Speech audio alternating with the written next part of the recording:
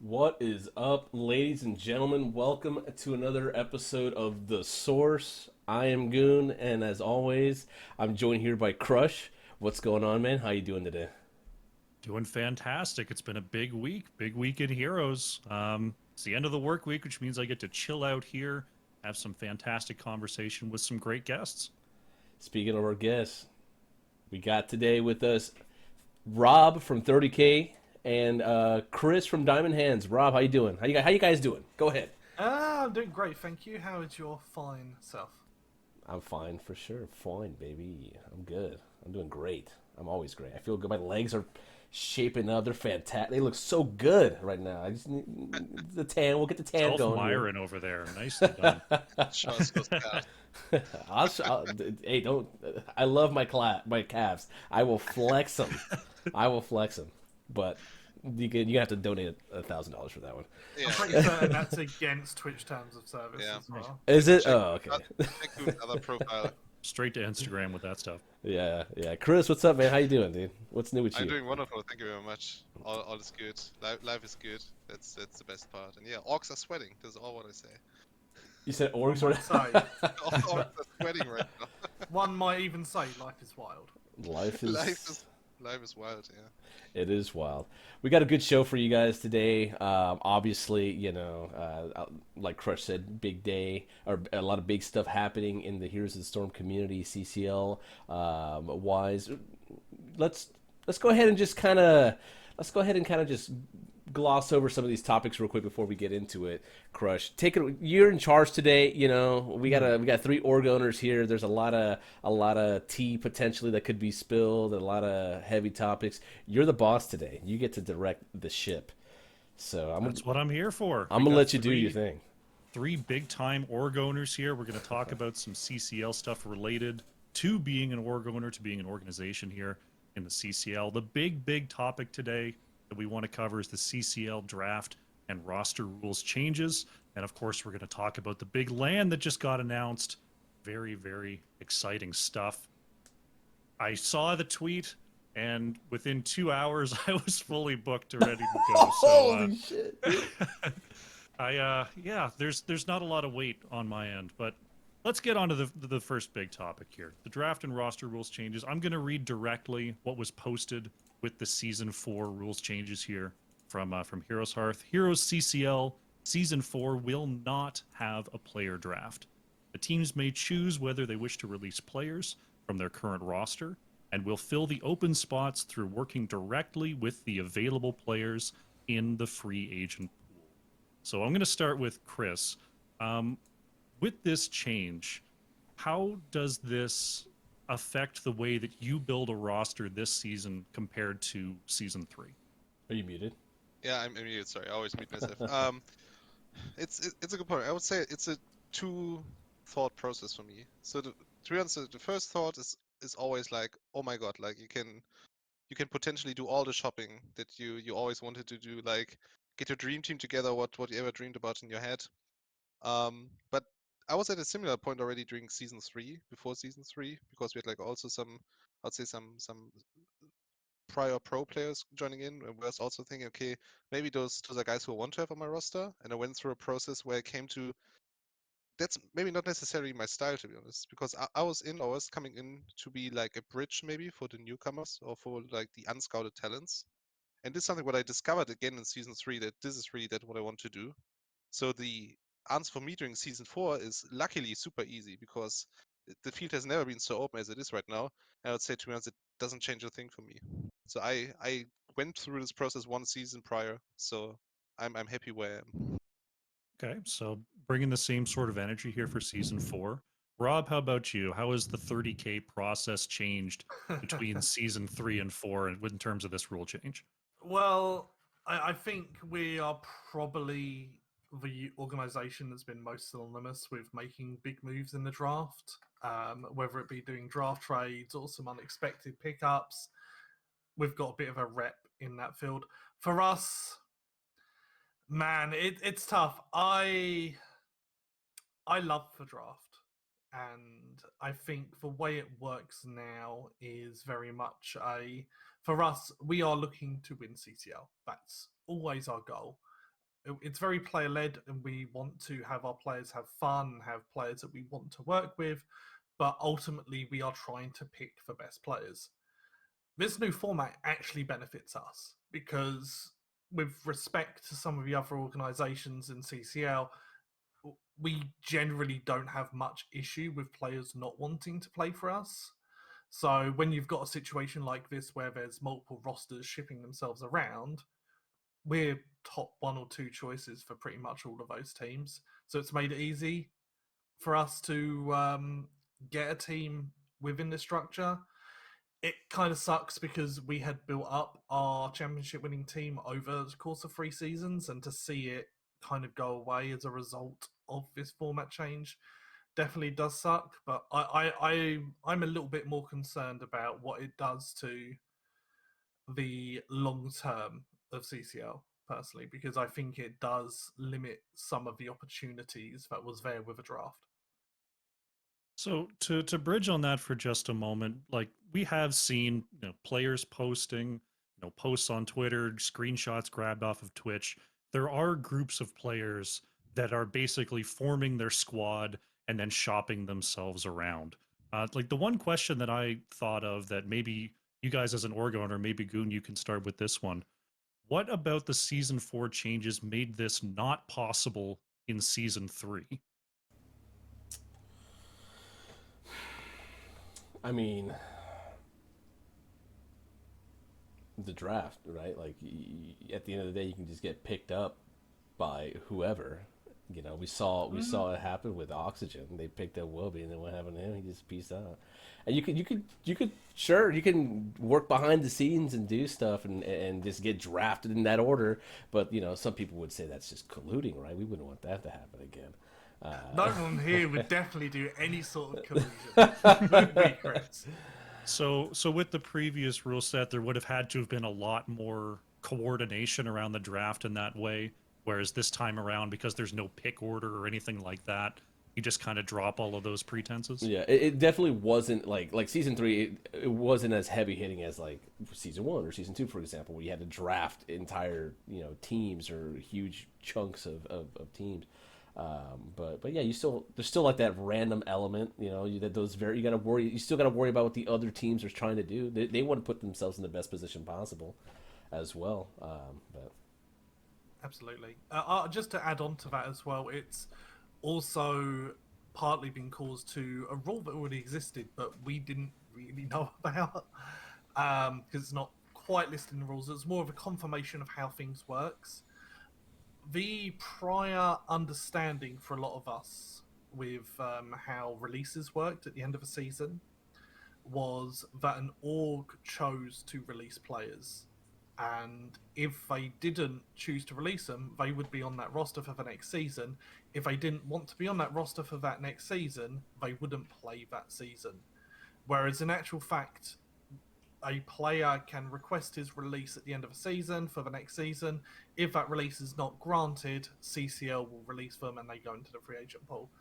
So that was also a bit of a change, and I think that kind of created this perfect storm of player power, which wasn't there before, and I get that, and I get why the players wanted that, but it did create this instance where effectively what I would consider to be the top 4 rosters have had little to no org input in the actual roster. It's at this point we're just trying to attract, well, as 30k with the attitude we have towards drafting a team or picking up a team, we are effectively just trying to attract the best one of these rosters that we can.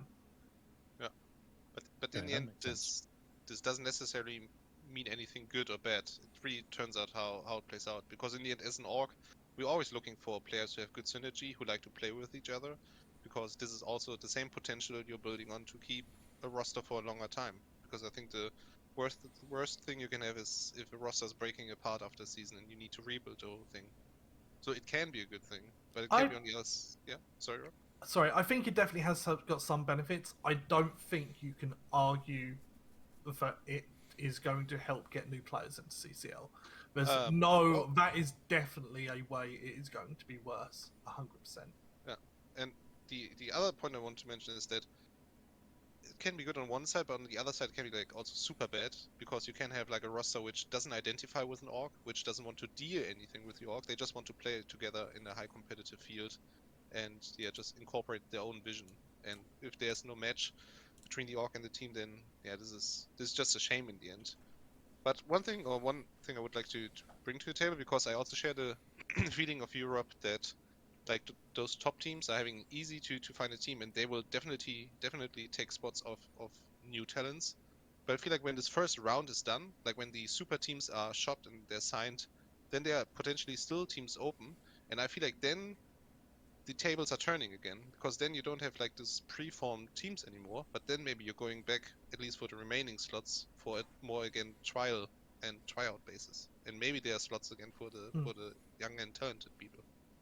Yeah, Okay. I think there's definitely potential there for, in being realistic, those top 4 rosters have been picked up at this point. Like, we know who they are signed for. Some of them, they are not being quiet about it. You can go to the Chili Mountain Discord and just have a look and see who's listed under their team there. It's not a big secret for some of these, and some of them you can just work out.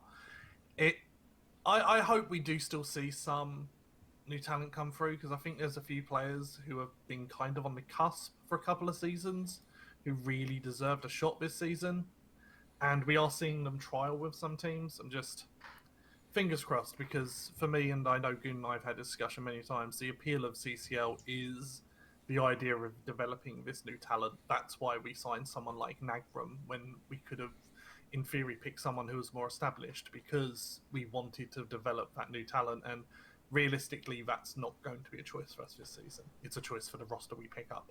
Right, right. And you know, I'm curious to see how this affects the overall sentiment of like the viewer, the community that it engages with CCL, because the draft is a big part of was a big part of. Let me to be straight up. I used to be it like I didn't want to do the draft before in previous seasons, and as time went on, I'm like, okay, this is kind of cool, it's kind of fun, and like now I'm like, damn, I kind of wish we had the draft now. Anyway, it's a big part of like the momentum going into the season, and then I think it also kind of helps create new relationships between players that may not have, you know, been able had the opportunity to play together. 100%. Now, I understand where the players might be a little frustrated because they're putting a lot of their the responsibility on the shoulders of the people that are running the org, the scouts, and things like that, whatever. And some people, some teams, some orgs, they can't do that effectively, right? And they don't want to end up on a shit team, 3 seasons in a row. Or or you end up with rosters that potentially, just or the players have been running it for a long time, and they end up 3 seasons in a row be at the bottom. But I'm like I was saying, I'm curious to see what the community thinks overall. Are they really hyped to see potential ex HGC stacks running around performing mediocrely or popping off? Is that fun for you? Is that fun for everybody, or is kind of like the mix that we had before, seeing this? Oh, I never would have dreamed of seeing Mene playing with whoever, Cure on a team. Like, that sounds crazy. I don't know. Like, how do you feel, Crush? You're you're a viewer. You are Yeah. Part of the community. What do you think? So the main thing that like I think of when it comes to being a viewer for CCL is I would like there to be more competitive games each week. Like less blowouts, more close matches, more, even competition. Now, there's a lot of different ways to get there. There's the, full draft format where you just dump everybody and everyone goes into it completely, no biases, no nothing, and it's just, the best player goes first and so on and so on and so on. And theoretically, you get even teams. Tends not to work out that way, as we've seen. But when I think about what we have now in terms of the players essentially forming their own squads, and it seems like it should create more uneven matches just on paper, but I'm wondering how true that's going to end up being, because from what I've seen, a lot of these players are forming squads with their friends, with people they've played with before, not necessarily going, we think we're the number 1 through 5 players, we're going to form a team. Okay, we think we're the number 6 through 10 players, we're going to form a team. That's not really what I've been seeing. So that concern of, are the games going to be more unbalanced? I'm not sure how much weight that carries right now. And that's kind of what's keeping me interested in what are the first couple weeks of the season really going to be like. I think the top three are going to be closer together this season. Last season, obviously, 30k were reasonably dominant, and we've had that in previous seasons. Like the previous season, Simplicity was pretty dominant. I think you're going to have those top three teams are going to be a lot closer. I think the gap between the top three and the rest of the league is going to be a significant bigger gap. If you look at last season, you had third, fourth, fifth, and sixth all were 4 and 3. I don't think that happens this season, but who knows? It really does depend, because with some of these rosters, with the HGC boys, have been pretty openly saying they're not planning to scrim or barely scrim. So how well can they play without scrimming? It's that in theory, Yeah. Wubby is one of the best players of all time. Does Wubby need to scrim to be one of the best players of all time? I would assume yes, but we don't know. Yeah, and like for me, it's like, is the community okay knowing, that, hey, we're just getting guys that are coming in playing with their friends, and we're just here to kind of just do our thing. Fuck trying to like be at the top of our game or anything like that. I mean, you can make the argument, is it worth your time, blah blah, whatever. But like, how does the community feel about that? Like, just knowing that it's just kind of like, it almost, like, to me it feels half baked, like just like this weird lazy way to approach playing the game at a competitive level. I don't know. Yeah, I can see that perspective entirely. I don't feel at this point it seems like the league is just giving up, let the players do what they want. However, the way this turns out, it may end up looking that way. It may end up going, we had a system that was meant to create even teams, and that, you couldn't just put whoever you wanted wherever. You got drafted and you figured it out. And that was kind of the basis in which CCL started. And this season is such a departure from that yeah, I think it's a fair question to say, is this the direction they were hoping to go, or is this an unfortunate consequence of trying to please some players? We've turned into EU scene, realistically. That's all it is. It's now exactly the same as the EU scene. You've got a few of the best teams with all the best players on it forming. You've got a bigger pool here because we've got NA in as well as EU, but this is effectively what the EU scene was. And I love the EU scene because of the people in it, and to a degree. Some of the tournaments are a lot of fun, but man, it's really boring seeing the same two teams win every time. Yeah. Yeah. It's And that's what scares me with this. It's too early to say, and I do think it's in a better position than EU scene is. But this isn't what brought me to CCL. I was sold on CCL because of the format and the way it works, and I'm not a fan of it. I'm looking forward to working with our new roster, and they're great people. But I would very much like to see a return to this, and I think we'll see what happens throughout the season, what happens for next season, because I would be surprised based upon some of the reaction to it if we keep it. So just to parlay off of that a little, I feel like that's a good segue to go into the sort of next major topic that I thought of when I was thinking about what this show was going to be, which is sort of the power dynamics this season between an org and the players.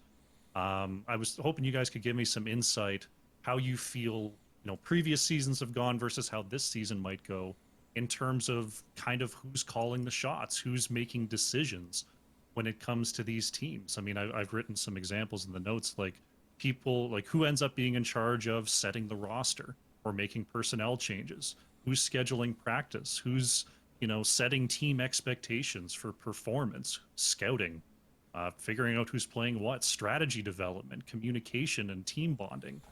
Is this something that, as org owners, you feel like that agency is being taken away from you? Or do you feel like the the split in responsibilities is going to be roughly the same as it was last season. Chris, why don't we start with you? Sure. Many different points. I would say technically it isn't taken away from the orgs because you as an org still have the choice and the power whom you're going to sign or who you're not going to sign. Obviously, with the current dynamic, we have likely the best players who are forming up teams, and they will surely find a home. So you feel like maybe some kind of pressure that if you don't act, then maybe someone else does. But it doesn't mean that you have to act. And for me, it's really that player forming and this or team forming is what I mentioned before. At least for me, and especially for Diamond Hands, the value is in the end finding a group of peers who like to play together, who enjoy their time, and who have the potential to stay together for more than just 1 or 2 seasons. And when I'm looking back, since we've started in the end with we joined in CCL season 2, we went freaking last in the first season, and obviously this wasn't our goal. But in the end, if I go on be honest to myself, I told my guys I don't care which place you're ending up in or with. Our biggest goal for this season is to find at least 3 people who are staying together for the next season. And this is something what we achieved now because we kept 3 of our players who built the core. We found 2 new players who added up to that. We did better, still not where we could be maybe, but in the end we feel like we really have a team which is saying like even after last season, season 2, they said, hey, we had a great joy, we had a great time, and now after season 3, they said like this was the most fun season they ever had in their life, and they are looking forward to hopefully return to season 4. So it's really about like for me where you put yourself, where you want to be. If you want to battle for the best and maybe at the second highest skilled players, then you have to take the sacrifice and play the game and yeah, give the players the choice of who's on the team and not maybe you as an org. But again, it's something what you don't have to take, and how we are doing it in general with trials is like we from management are, I would say, like the first gatekeepers. So we are more or less deciding who's being tried in the tryouts. We are preparing the first list, and then in the end, it's all afterwards on the players because they have to decide on who they like, who should be on their team if there aren't any other red flags. So this is how we are approaching and seeing it. Okay. Rob, same sort of situation for you here. You're going under, very very large roster change here. Do you feel like you have the same sort of not authority but agency as an org owner to be guiding these players towards like the vision of 30K, or do you feel like they're just taking on the moniker and rolling with it however they choose? And do you feel like that power change is due to the season 4 changes? So, honestly, I think the second that we signed a new roster, which we have, I can say we've signed a roster. I can't say who, but the second we signed that roster, it became almost business as usual for us. We at 30K, we're very a player-driven org, and we see it as a collaborative effort between us and the players. Our goal is to create an environment for them to do the best that they can do. From season 1 to 2 to 3, that has changed every season, and it's already changing this season. And that would have happened no matter what, I think, if we had to draft any new players. So, for us in that sense, I think once we actually signed the roster, it's pretty much business as usual for us, just with the usual adjustments you'd have to have with a new team anyway. I don't know what would happen if we wanted to change that roster going forward, because it was a roster picked by those players, but we were collaborative in finalizing that roster to a degree as well. It's definitely it feels like a slightly different power dynamic with regards to actually picking the roster though. But everything else for us, it's very similar to how we did it before. Okay. Goon, same question to you. You Wildheart, a brand and organization that has a very, forward and clear vision for how they represent themselves. Do you feel like there was the pressure leading up to choosing a roster and now it's, back to what you were doing before? Or have things changed in the sort of pre and post roster set era of season 4 Wildheart?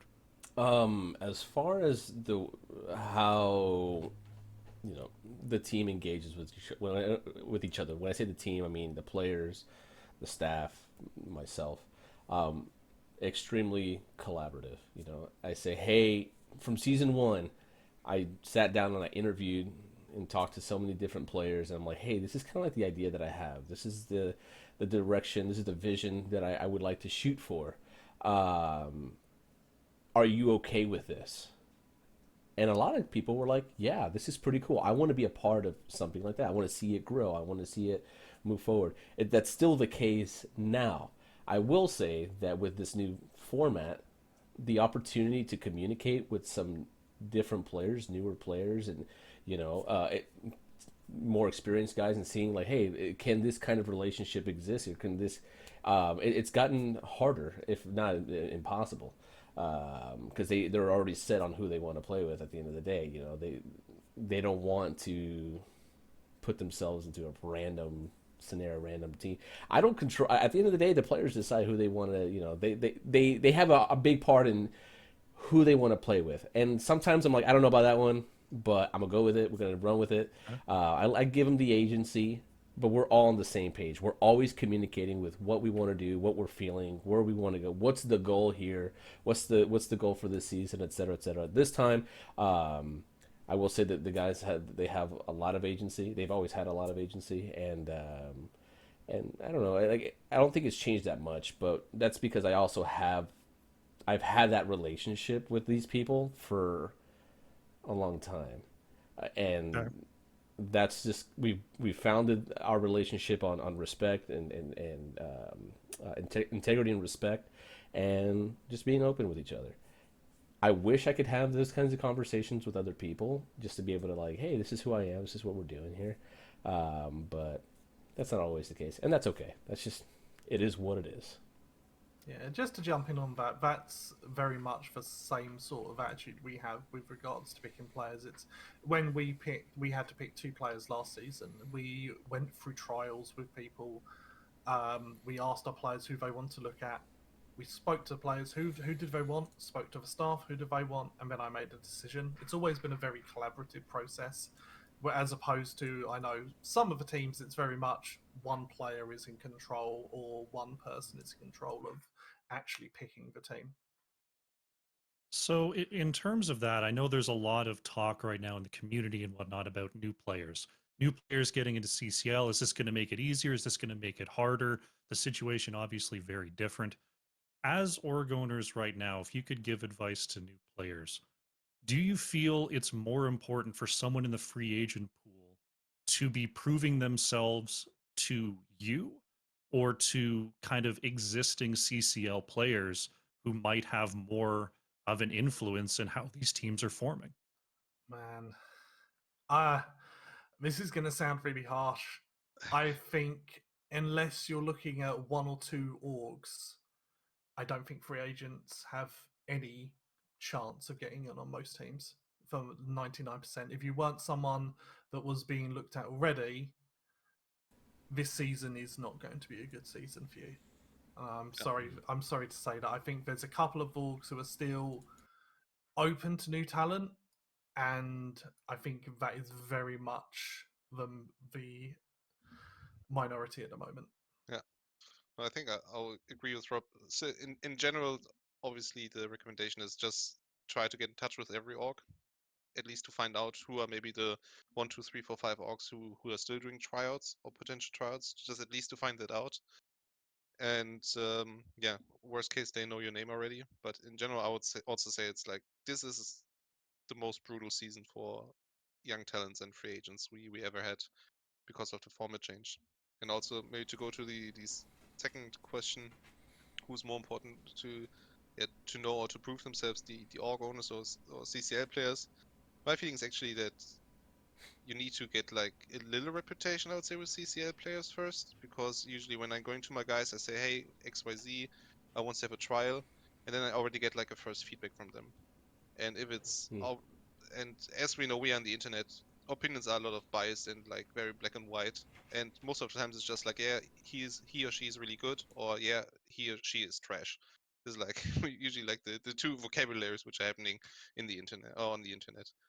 So yeah, I would say being good with the players. Unfortunately, I always want to be like would like to have like a neutral and open format. I don't know, anonymous trials. I don't know, to just keep it really focused on the skill. But I guess this is not possible. So yeah.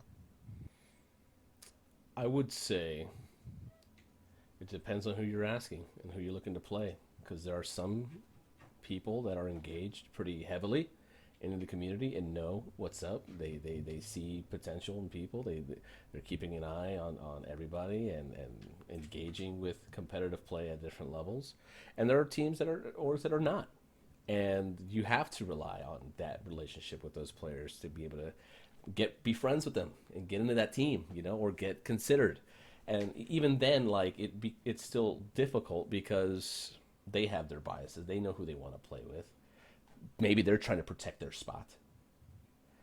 So know who it is you're dealing with. I've seen a lot of that as a note, like CCL players trying to protect their spot when they think they're hot shit. It's not a good look, and we know who's doing it. It's man, it's kind of it's a little relieving to hear that, but it's also something that, like, just personally, I just complete mirror on my own life for a second. For the longest time, I would just think, like, just put your head down and do the work and people will recognize it. And that's how I went after Mhm. hobbies. That's when I went after my career. And in reality, if that's often half or not even half of what gets you going in terms of connections, in terms of moving ahead in spaces. Like you're saying, like, knowing people is important, making impressions, very important. So, I mean, it sounds like for these players that are in the free agent pool that are looking to move forward, it's not just, you can't just, I'm GM 40, I'm GM 32 and moving up and then just go, whoever's GM number one, that's who we're drafting, or whoever's ranked highest on the in-house bot, that's who we're drafting. um, Yeah. making making friends, making yourself known, and just being, you know, it's almost like being a household name. It's like it's not Yeah. Mhm. necessarily about, my stats are higher than yours. It's, do Getting a good people like playing with reputation. you? Yeah. Getting a good But reputation is a big thing. yeah, but also jumping on that, this is for sure a channel and also a channel which is used heavily.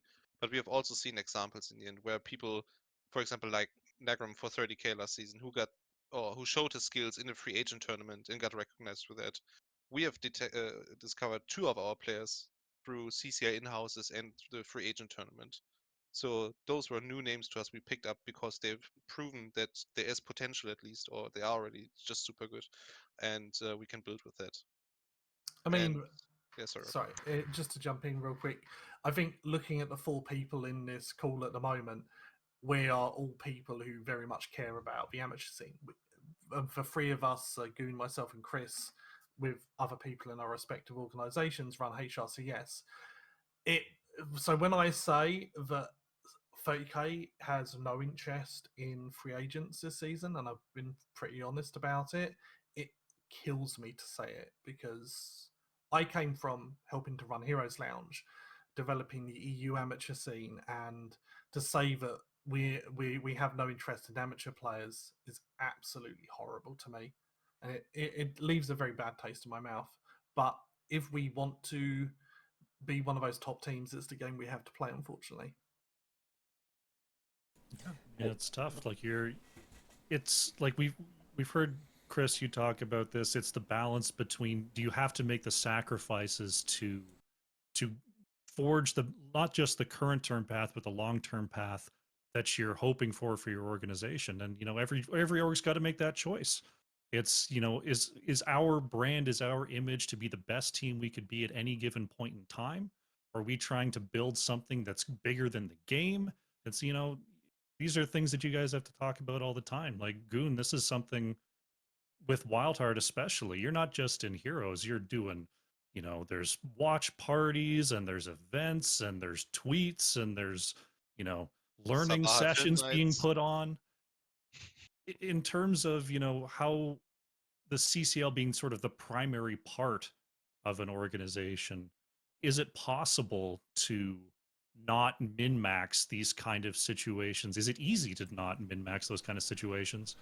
Or, is it a struggle? It's definitely a struggle, man. Like, when the news came out, it was just like, well, I have these changes that are on the horizon. Let me just go ahead and hit up, the most optimal scenario for the dub, right? Like that happened. I was like, in order to keep up, this is what we have to do. Now, I think there is a balance that can be found between that and staying true to who you are and what you believe, and everybody else that bought into that.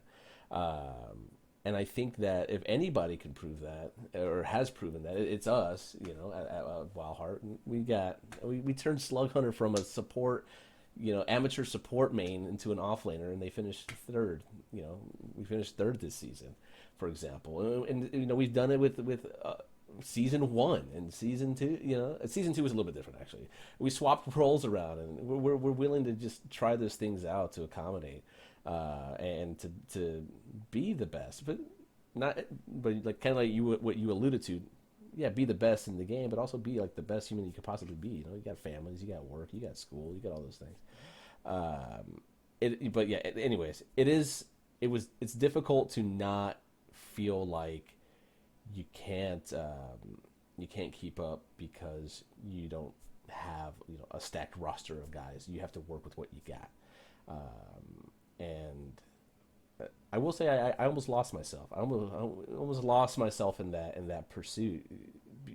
Almost gave up. I don't want to say gave up, but like almost threw away what Wildheart believes in for the sake of getting that dub, and or on paper, anyways, theoretically, and I don't think that's going to be the case. And I'm grateful that I have a team of guys and ladies that believe in this, and they want to be a part of it, and want to make it work. It's cool.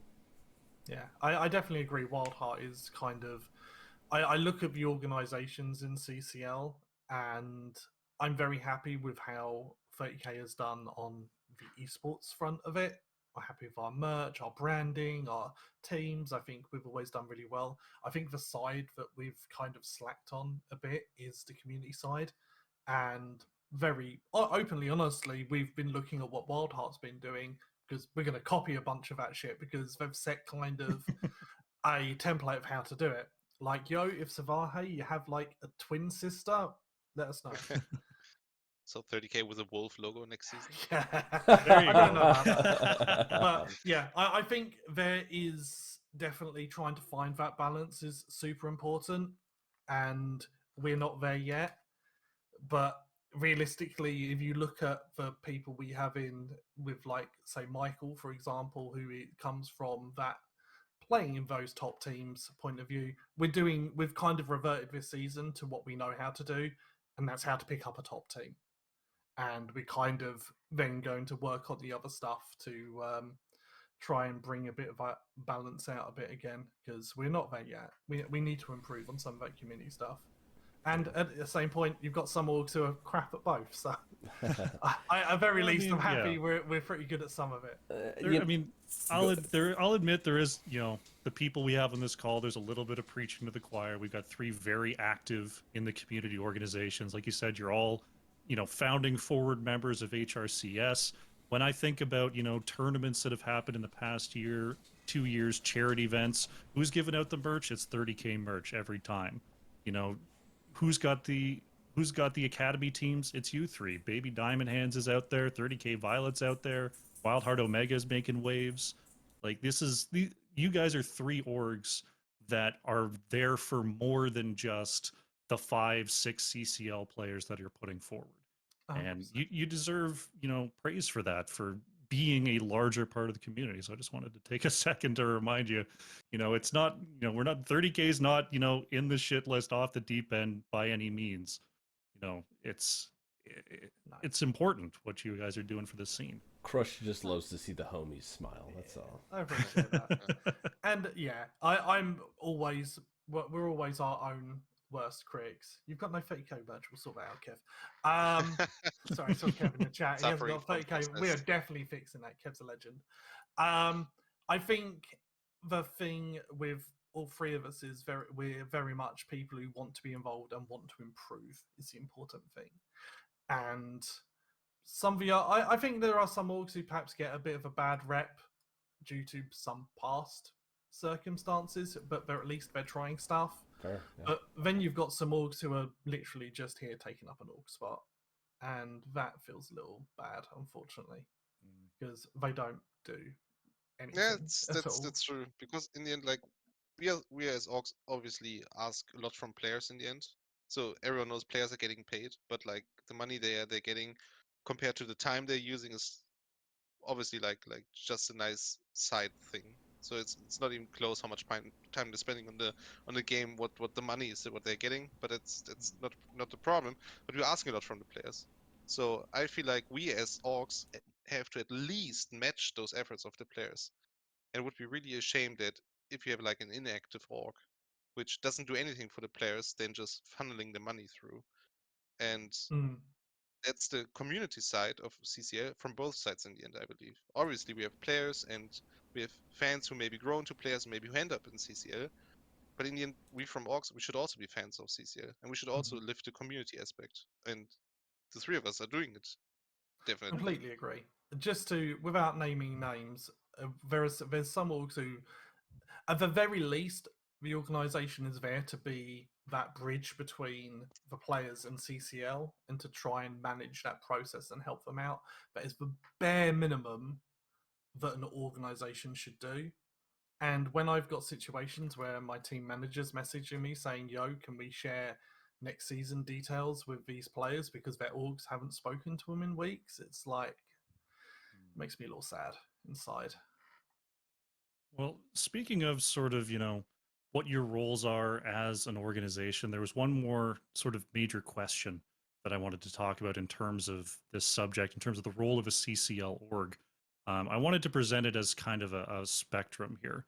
So I've got two statements, two very extreme statements about what the role, the players versus the CCL orgs in terms of the league. So I'm just going to lay them out here. First extreme position. CCL orgs are meant to be the primary competitors in the CCL and should have full control over all team decisions. Players who belong to these orgs should adopt the identity and vision set out by their organization. That's one, extreme end of the spectrum. The other side of it, the players are the main focus of CCL competition, and they should have full control over how they want to compete. CCL orgs are functionally interchangeable vessels that are there to enable simpler contract negotiation and prize pool payments. Obviously, no one's going to land completely on one end or the other. But Well, in terms of where you feel you stand as an org and where you feel the league is pushing you to stand, where on that scale do you feel you're at right now? Goon, why don't we start with you in terms of the org being a major driver and the major competitor in CCL versus the group of players that are part of that org? I would like to think that we probably lean more towards the orgs probably being the primary competitor and adopting vision. But when I say that, I mean by like instead of being at the perfect zero, you're maybe like we're like 0.5 or maybe like one over.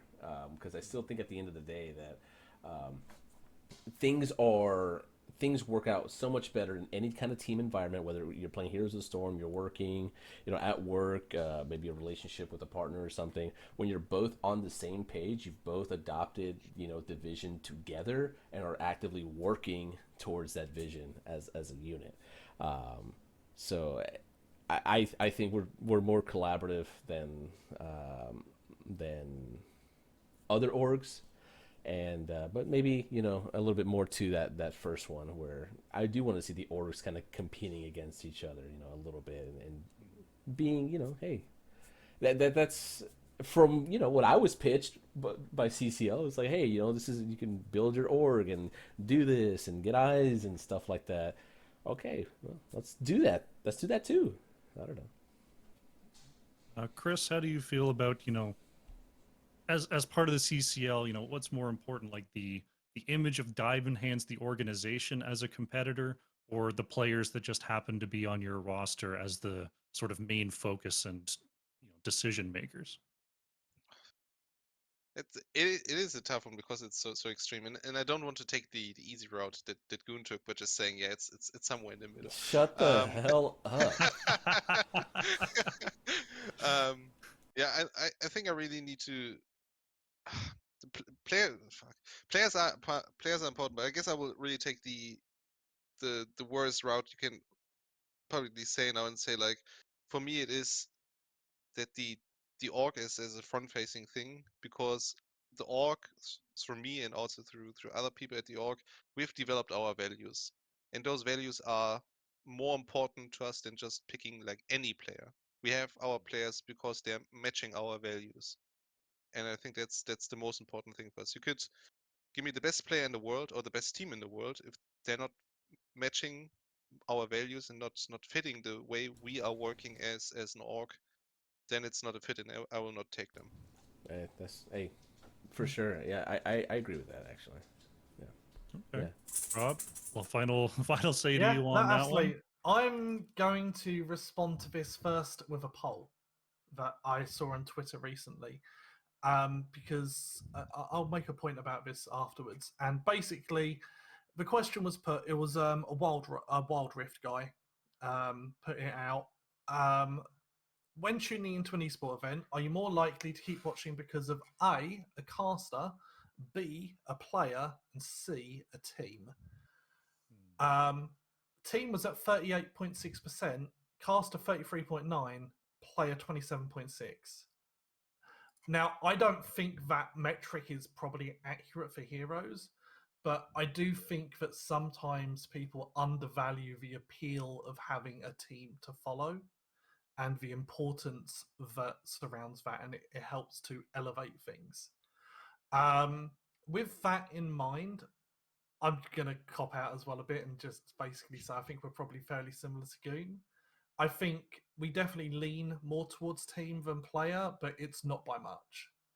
Um, but what Chris has said is absolutely right. We wouldn't draft someone, and we have not drafted people who have been interested in us and suggested things to us because they did not fit the identity that we wanted for 30k. We're I don't care how good you definitely, are. If you're a prick, yeah, I'm not gonna draft you. 110%. And we have dealt with situations based upon the attitudes of players in the past, and we will continue to do so. It, it, we want good players, but we also want players who aren't arseholes as well. You need to have both. And there's like a Venn diagram of how much of an arsehole you can get away with versus Oh how high yeah. your skill level is. Oh yeah. But yeah, you have to be able to work with Okay. us. And I always take the thing. It's You go to sign the contract. Oh, did I cut out? I think I'm good. This is the team you're signing up yeah. for. Click yes to agree. That's Mm-hmm. still an important part of the equation for you. Okay. I always take an interesting thing for me is how do people treat people who they kind of see below them? And I use the term below them very loosely. We have our team manager, Bat. I base a huge amount of my opinion of players of how they treat Bat. And players who have treated Bat poorly are not players we would look at again. Because Bat is doing this from the site her own time and isn't getting financially compensated for it. Nobody at 30k does.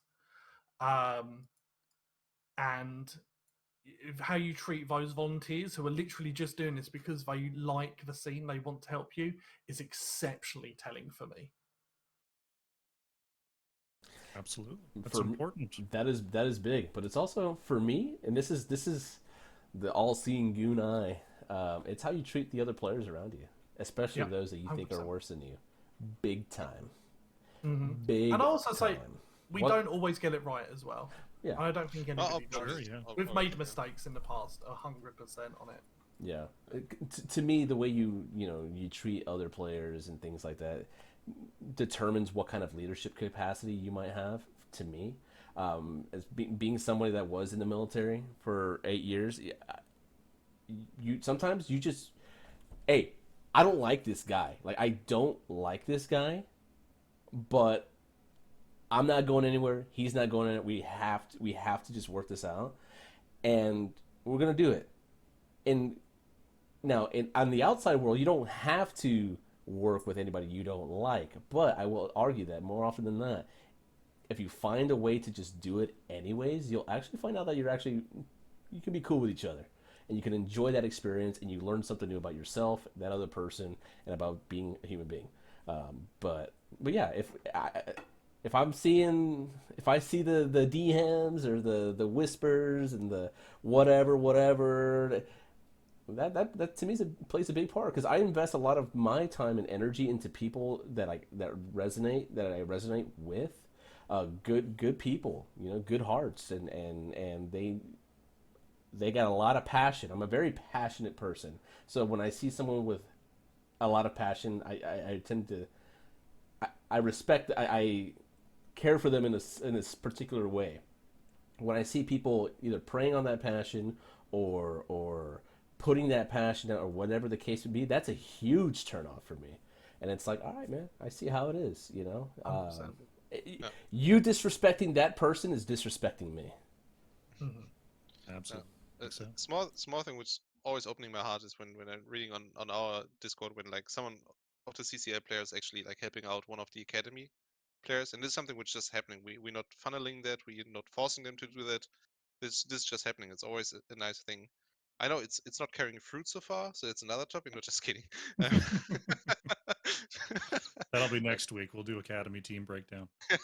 The big changes, roster changes on That's academy. right. Oh God, please don't. There's going to be so many changes after draft happens. I imagine. I bet Oh it's my going to be an goodness. interesting time.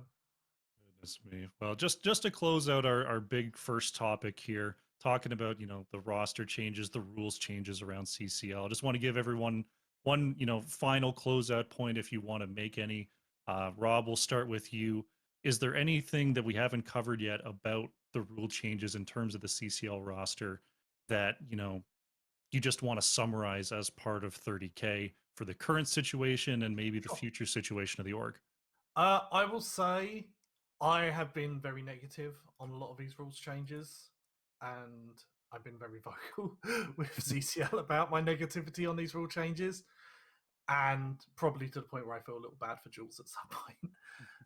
They do listen and they do care, and they have heard people's feedback about this stuff and continue to give it to them because you guys are the ones who are going to enact change. And if the majority consensus is that this is what people want for it going forward, then that's okay too. None of us are pretending like we have the definitive answer. It has to be a community thing, and sometimes I think we forget the first C in CCL, and it is Oh, community, that is true.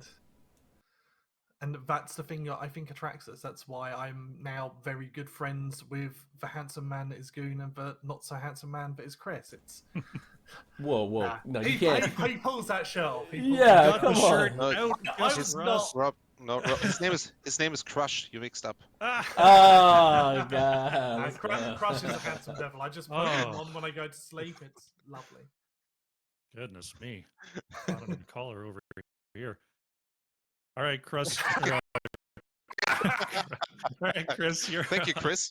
any final words about the roster changes and how Diamond Hands is going to take it going forward? Yeah, maybe to start from the same corner which Rob has started on. So in the end, when we were asked how we were thinking as an org about the format change, I actually said like, yeah, let's give it a try to go for all pick in the end. I need to be honest, I underestimated the outcomings out of it. I didn't expect this. So like the first 2 weeks after the news was released was like super overwhelming for many people, also for me. I was a bit scared about what's happening during that time, to be honest. By now I'm feeling quite okayish with it again because now I see like obviously now we have like maybe 4 teams who signed like the best teams out there, but now I see like the room next to it now. So now we're going back into maybe a more normal thing. It's a bit sad that we don't have yeah, so many talents and free agents in there. Also because like I'm super happy with the team which we had last season. We're talking to the guys, and yeah, it's our philosophy to keep growing on what we're having, and this is something what I would like to do in the end. How it will turn out, we will see on the 30th of April. When is the release day? Coming Yeah, up, 30th of coming up April, fast. Goon, final thoughts about the big rule change. Yeah. For me, I was kind of like, yeah, well, let's do it. Let's go with it and let's see. Um, because I was under the assumption that orgs would be more communicative with each other and kind of like maybe doing some trades before drops happen. Maybe we do some 2-for-1s. Just some interesting dynamics there when it comes to perceived player power, org. What's what I'm looking for here? Attractiveness. Um, I thought that would have been cool, but that's not the case. We didn't get that. I put I put too much faith into too many different people for that to happen. But at the end of the day, I'm I'm for it. I think we'll make it work, and I'm going to support it. I mean, we're here, we're going to do it, and I don't know. I just think that in the future, if something like this were to happen again, if draft is the way, if that is going to be the way from here on out, that I hope that the orgs can really be involved with each other, talking to each other, setting those things up, and that CCL holds them accountable. Because at the end of the day, they contract those orgs. You know, they represent the product. They are invested in the health of the league and the development of the league. And if there isn't any growth that's happening or anything like that, if there's just stagnation, I mean, does that lead to a good healthy product in the long term? I would argue it doesn't. But hey, we're gonna do what we're gonna do at Wildheart. That's it. Fantastic. Right.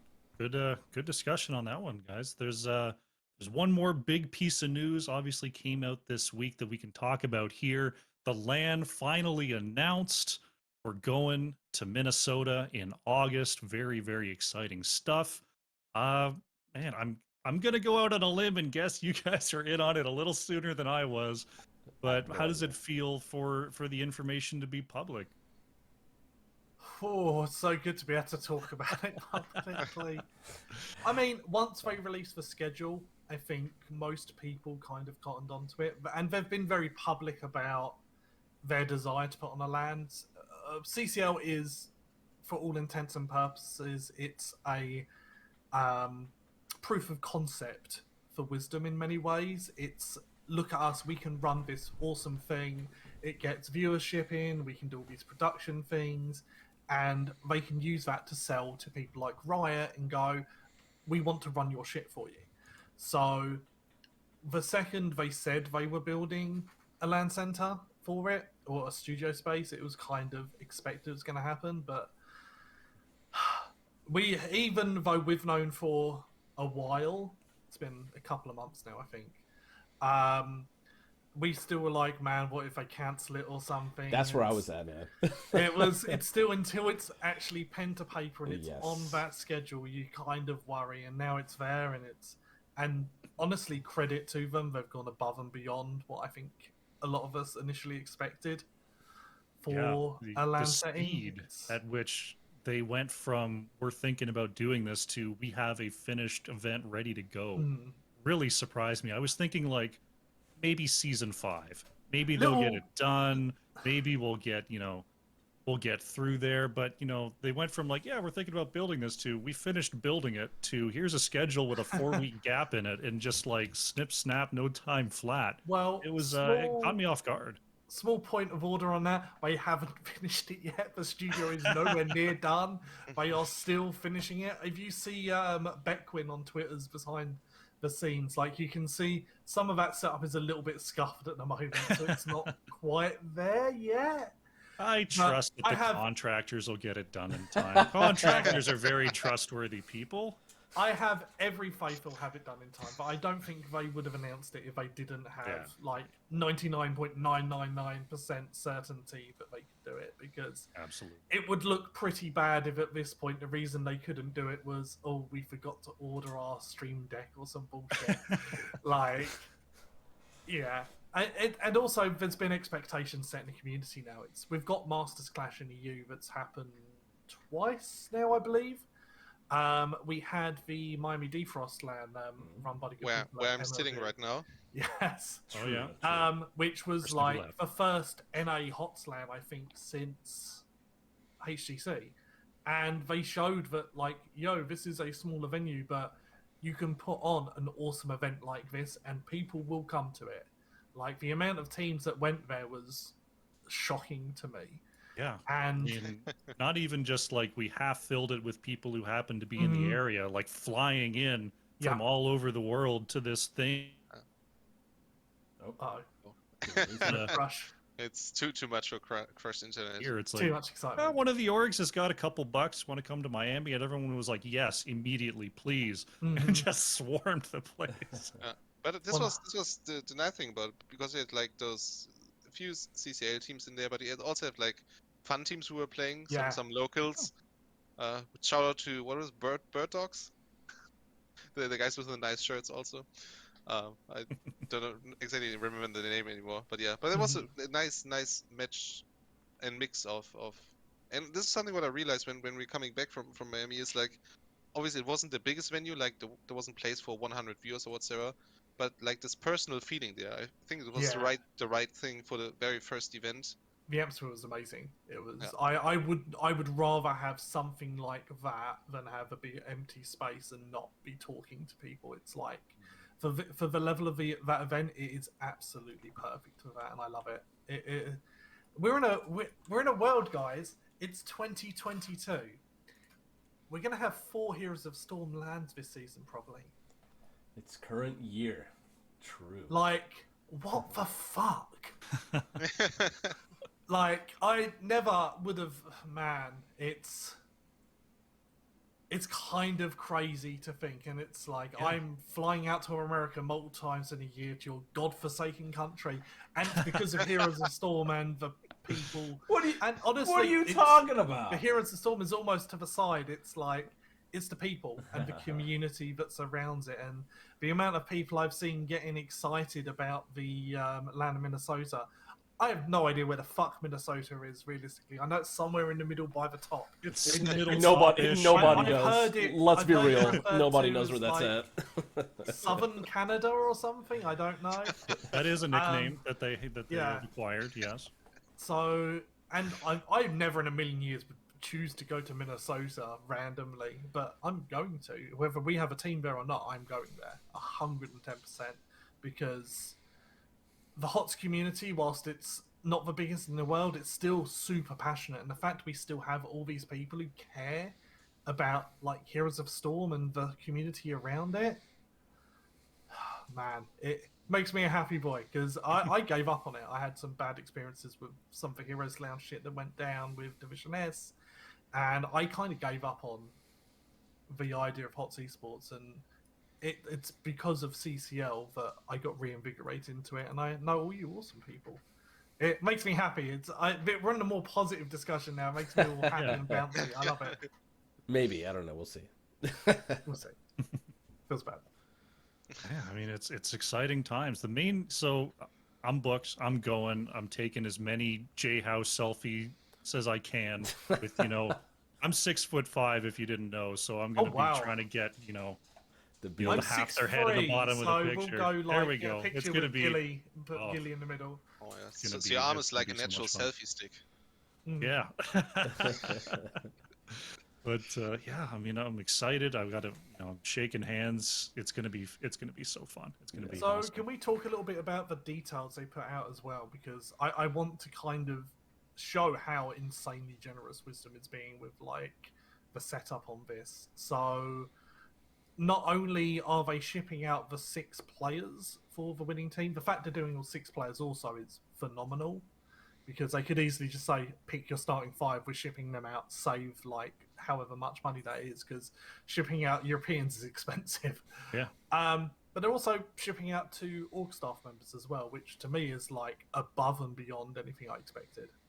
Yeah. Makes me very happy. Yeah, I wasn't. I was just like, okay, all right, cool. That's definitely a thing, guys. You better win. You better get top 4. Yeah, I'm really hoping we make top 4. It's going to save me That like a being grand. said, Diamond Hands is looking for a second staff member to fly out to There we go. Minnesota. Hey, There we go. Hashtag ad. Advertising up Wait, on you're not just flying Key out? What the hell, Chris? But Key is almost Key is living in Canada, so it's South Canada. He can take a bus, Ah, gotcha. That's right. right? That's right. You That's got to be choosy about how you're going to get the most out of that plane ticket. You heard Right, you yeah. heard him, Key. Get on the bus.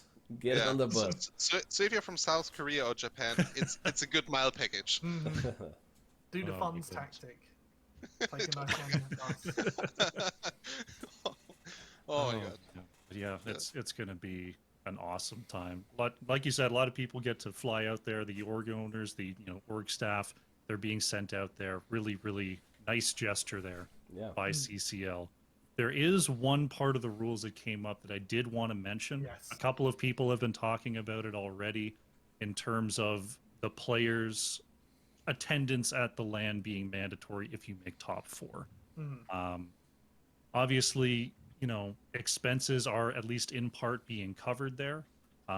Some players, I'm not sure how prevalent this is going to be, but may not be in a position to travel. They might have responsibilities with jobs, with family, things like that. And right now, the rules seem pretty strict about being able to fill in remotely. I just wanted to ask you, in terms of preparing for the season, has this affected possible roster decisions? Do you have to talk to the players about, hey, in August, can you travel when it comes to building these teams? Absolutely. Yes, 100%. 100%. Yes. And it's a rule where we've kind of gone back and forth on it a bit. Because it's not a full-time league. This is nobody's jobs. At the same point, with the amount of money that Wisdom is putting up for this, and again, looking at, you need to remember the purpose of CCL, as I said before, it's obviously a huge passion project for Wisdom folks, because a lot of them are HOTS DNA ingrained into them. You just have to look at like their structure, and it's like HOTS. At the same point, they want to be taking pictures and videos of this event, and if we ended up with a grand final where there's 3 people on one team and 2 people on the other, it looks pretty shitty. Yeah. And Not a good showcase. it's not a good showcase. So I understand why they have made that decision, and I support that decision, even though it might have caused some issues for us if we had kept our original roster. We're in a fortunate position now where, I say fortunate, we made sure when picking our roster that everybody could make the LAN. It's a requirement for us. And I know that's not going to be the same for everybody. And I think we're going to end up with some interesting situations. I think we also have a potential that restrictions could loosen by then. So with the people who perhaps aren't going because of like vaccinations and stuff, there is potential that they're going to be able to fly by then anyway. But I know for some people it's just a social thing, or they have other commitments. So I do feel a bit bad for those people. Generally saying it's nothing unusual that if you have like an offline final that people have to be there. If you look at other esports titles, okay, the difference there sometimes or most of the times they are professional players who are living from this, but every other game in Counter-Strike and League of Legends or whatsoever, if there's an offline final, there is no option from playing from home. So this is not unusual to have that.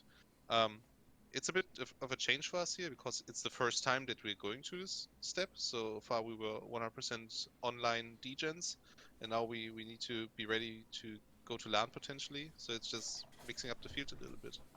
And for us, it definitely has an effect. I won't necessarily say who it is, but one of our players cannot go to LAN. That's for sure. And yeah, this was changing up our strategy a bit for tryouts, because now, since we have the info, we need to change our tryout plans in the end, because we need to be potentially cover another position we didn't have in our plan so far. And obviously it was also a decision like, can we keep this person or not? And especially if you're building on a group of peers, this is a really fucked up situation suddenly, which one we also weren't prepared, because before we were doing like all the motivation talks and saying, hey, we're sticking as a group, we're all sticking together, like we're one family and so on. And suddenly there's like a new rule coming in, which is just potentially breaking your plans completely. And then you don't know what happens if you would remove one person. What happens with the others? Is the whole team breaking apart because of that? And this is something what can happen.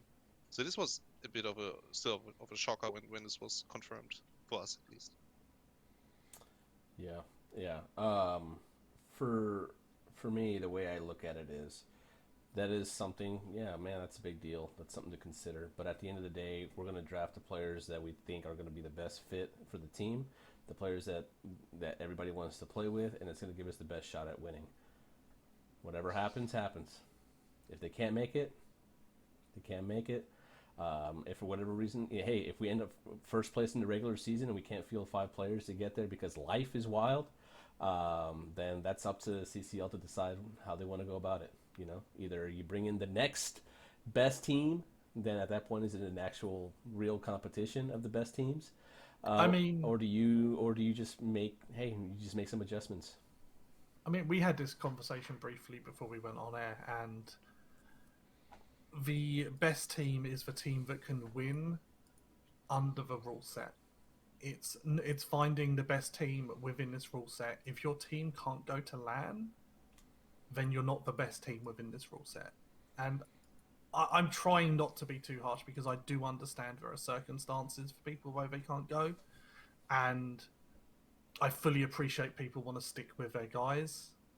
And to that point, I think it would have been nice to be able to talk about this a bit earlier, because it does feel a little late. Mm-hmm. But this is the rule set.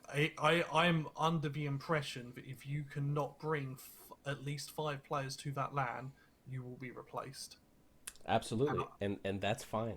You know, at the end of the day, we're still playing within the rule set, right? We can still field all our players throughout the entire regular season and be the best there and da da da. But now it's this one variable here, you know, that exists.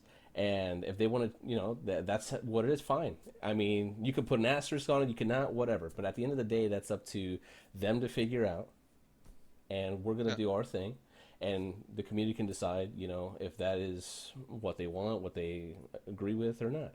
And I understand what you're saying, this rule set, but as far as I'm concerned, the rules don't say if you can't field 5 players to go to the LAN, then you can't you can't have that team in CCL.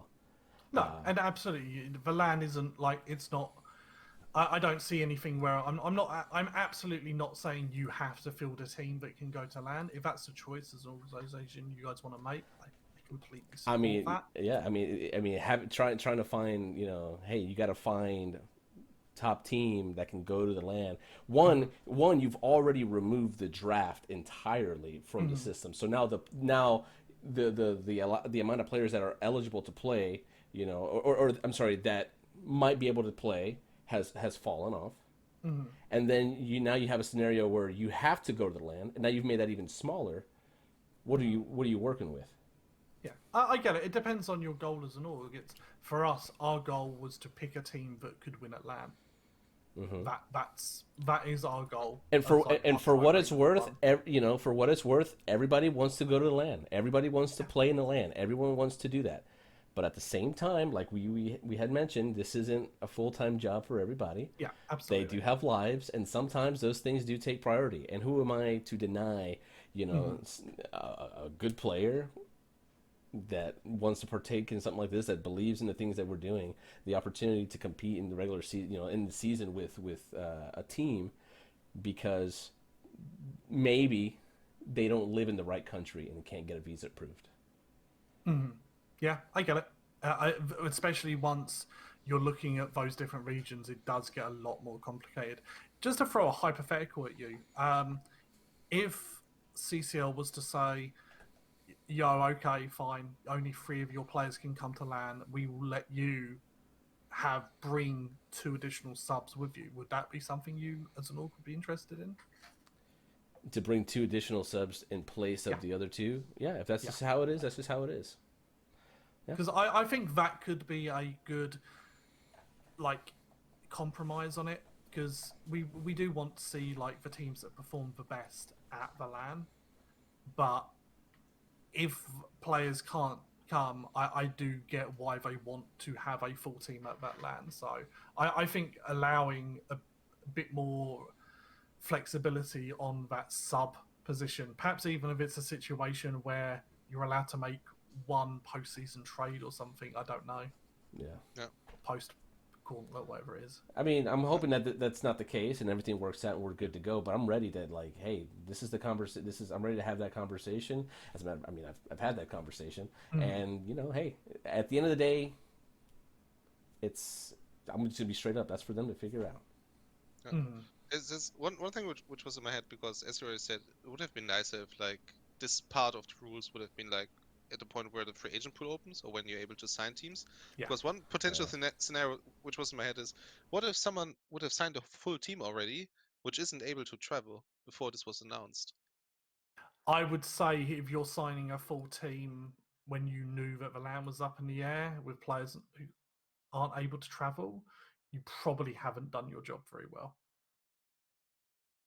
Like, it's not as if this has been a secret for the org owners, and we've known for a while that it was up in the air whether it was going to be mandatory for attendance or not. Okay, maybe you have different information than I have. For me, this was. I mean, wasn't you're in clear. the same Discord I am. I don't know. I don't think that's. But I'm not saying it's necessarily been there since the very start of a free agent pool, but I'm saying it's been there a while. This is not a surprise that it was up in the air.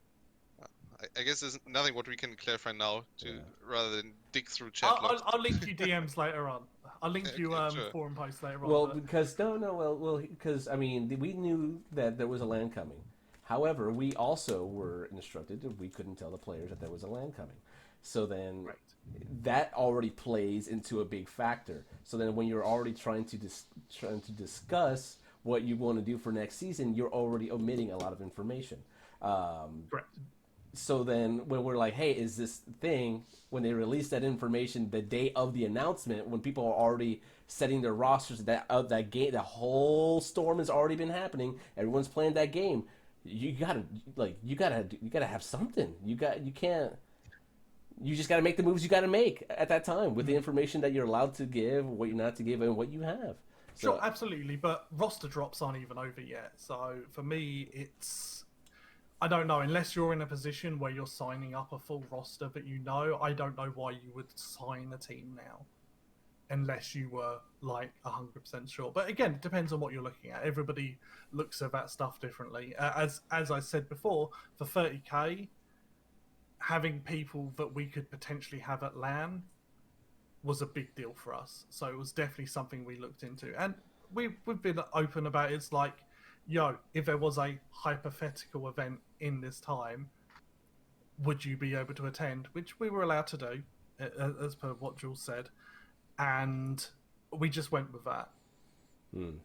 Yeah, sure, you got the roster drop deadline and stuff. Sure. But, like, come on, man. Let's be real. That's not, like, 4 teams already have their rosters locked in. We already know what they're going to do. People are already screaming. They're going to be trying, doing things like that. I don't know. I think it's just a tad bit disingenuous to just be like, hey, well, this is roster drop deadline. Make the team to fit. We got to work with what we got. The pool's already so shallow. You can't. I'll say on those rosters, 3 of those rosters have everybody able to go to LAN as well. It was only one of them that has potential issues. And I think that shapes why some people were perhaps not as set for going with that roster. Yeah, I mean, it's very difficult to talk about that. Yeah, It's such a weird spot right now. It's a tough spot because you're balancing official versus unofficial information, confirmed versus unconfirmed. There's, the whirlwind of trades has already begun despite any confirmations or announcements. It's a tough spot to be. Hopefully, if, we're going into after season 4 into season 5 if we don't get another giant anvil of changes that throws everything into chaos once again. Maybe having that extra time to we know what's happening, when it's happening, and everyone has the full amount of time and they don't have to take risks around those sort of potential changes. Maybe things are a little more even playing field, we'll say, versus the teams who are betting one direction versus the teams that aren't willing to. Yeah. I do want to emphasize, because I think perhaps I'm coming across not great. Like, I'm by no means saying an org should be doing a certain thing a certain way. I'm just saying I don't think you can play if you were in a situation where you have signed a full team now, and I'm not talking about any of you guys here, and you knew in advance that 2 of those players couldn't make the LAN, I would not be very sympathetic to their complaints. I'm a lot more sympathetic when you're coming up with stuff going like with the stuff with regions, like what Jazzy said with like people in perhaps a disadvantaged position not realistically being able to go for a weekend, and like because they have other responsibilities. I'm much more speaking to people who've made the personal choice not to come to it for whatever reason, I mean, sure. and then you've signed that team anyway. I wouldn't be as Sure. open to hearing complaints about that. Sure. If they were like, hey, I'm not going, I don't want to go to the LAN because I still need to be able to, like, play in Masters Clash, or like whatever the case, or like whatever was going on, whatever other tournament was happening. Okay, like I could see that being a problem. But there's so many other factors, like outside of just like someone just doesn't want to leave their house or whatever, that Sure. are at play. Absolutely. And that's what I'm looking at. That's my perspective. It's like I can't. Life dictates whatever it wants. It forces its will upon us. We're merely I there for think the ride. we've been lucky as well with the teams that we've looked at. Nobody has had that issue as well. No. Like it's not been a situation we have had to deal with really. So we're obviously in fairly different positions on that one. Yeah, I mean since the LAN announcement, that's been kind of the point that people have been talking about a lot. What does this mean, mandatory attendance? And there's the rules as written, then there's going to eventually be the rules as interpreted as the season goes along. We'll see how, like we said earlier, CCL is a league so far that has listened and has adjusted their position on this stuff. So, we see what we see now. People have made the decisions they've made. Hopefully, if things do come up for a team that were unexpected, accommodations can be made. That's the best that we can hope for, because otherwise this LAN is looking fantastic. It's looking like we're going to have a really killer event, and I'm excited to be a part of it. For what it's worth, I'm going to be there no matter what. Like, I'm going. Yeah. 100%. Booked in Going for sure. Ride that roller coaster at Mall of I need America. you all to bring your kiosks and set up your merch stands, because I need some shirts. I live in Canada. It costs way too much to ship here. So I'm kicking up all my stuff when I'm down there. Shipping is actually pretty reasonable because we Is have it? I gotta check. manufacturing as well. It's quite nice. Shop30k.org. Oh, goodness New gracious. merch coming soon. Yeah, I'm really looking forward to seeing everybody. It's going to be awesome. It's going to be such a fun event, and I wish everybody could be in a position to go. I know I'm in a lucky position where I can. I'm looking forward to hang out with my guys. Like, I haven't met Goon yet, and he owes me a very large drink. Yes. And we need to shoot the shit. Absolutely. Well, Rob, you sound very confident that your team is making playoffs. No, I am not saying that. I've also said that I'm going regardless. I will pay my own way if need be. That's right, but you said to hang out with your guys. We are your guys, right? We are your guys. Yeah. I'm talking about you guys. Exactly. I think that's a perfect lead into our traditional end segment of the show here, which is the predictions and the hot takes. Let's start off with Chris. This is just in general. Upcoming CCL season, upcoming CCL LAN. What's your big bold prediction for whatever you're thinking of? How the teams are going to turn out, how the LAN's going to turn out. Crypto What's market. your big call? The big call. So first of all, I call a bathrobe for Masquerade. That's All my, right. my first call out. Um, oh man, four. I'm not prepared for this. I need to be honest. It was in the I, show notes. Did you not yeah, read it? I did, but I didn't thought I'd make it that far today. You know, I thought it's like it gets thrown out early enough. Something like this. Uh, no, I expect some weird drafts from Diamond Hands for sure. I've seen some crazy and strange and forbidden stuff already in scrims, and this is really dirty stuff happening. Is this forbidden as the Deathwing main tank on Tomb I had to cast this Hey, week? That was I, brutal, I, Goon. I've It's seen good. yesterday. That was insane. I've seen yesterday in NGS an Andrine Abathur combo for as an improved Hanzo arrow. Yes, All right. yes. I saw that clip. That was disgusting. Somebody's Oh. got Stuff. somebody posted in the chat. That's good. This was brutal. Yeah, this is what I'm expecting. I expect an implode of a roster because I feel like just throwing people together like this, one has to implode. This is my feeling. Ooh. Alright. There's one big explosion happening, and those are three, and this is all what I can come up with right now. All right, Rob. Final hot takes, predictions for our upcoming season. Granite Gaming will win more games once playoffs are over and done with than they have in all their previous seasons combined. Ooh. There you go. And 30 call out is in. again this season. That sounds like some insider knowledge. Is it really an episode of The Source if we don't talk about Granite Gaming? That's my question. True. It's true. It's true. Goon, it's big shit. It's big prediction time. It's hot take time. What do you got? We're gonna see a new hero before the CCL season starts. Oh, New hero. That's Oh, some copium. Holy shit. A hot take. Hey, come on. yeah, you Do go. not deny me. Yeah.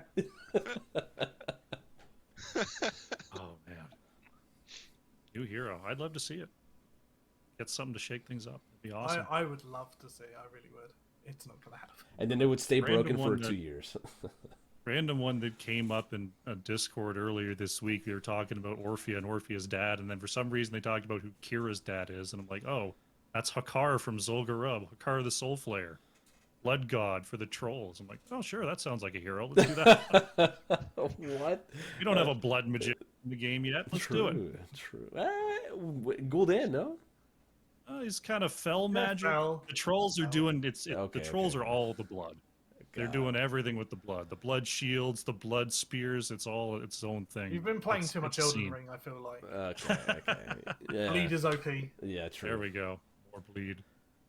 Oh goodness. Oh, I gotta think of a hot take. I think right now there's a lot of talk about the old pros are forming teams. They're going to come in. They're just going to play on the weekend and smash folks. I think they're going to very quickly realize they have to play more than once a week to win in this league. I think that is a very good take. I think if they lose their first game quite handedly, I think we can see them try harding. Just because their competitive spirit won't let them do it. I think they will. I think they will start to scrim. They're not just going to go easy mode. We'll go 4-3. It's fine. I But hope so. they might not do much practice until the first weekend. And I think if that's the case, I think those teams are going to get rocked Mm-hmm. Yeah. and then pick up the slack. I will say when the rosters finally shape up, take a look around and see who's got who, and be like, oh, I see the game they're playing. I'm just seeing that other Andrew Been clip called right now out. again. It's disgusting. No. I mean, whatever. You guys are proven. Oh, well, I, folks.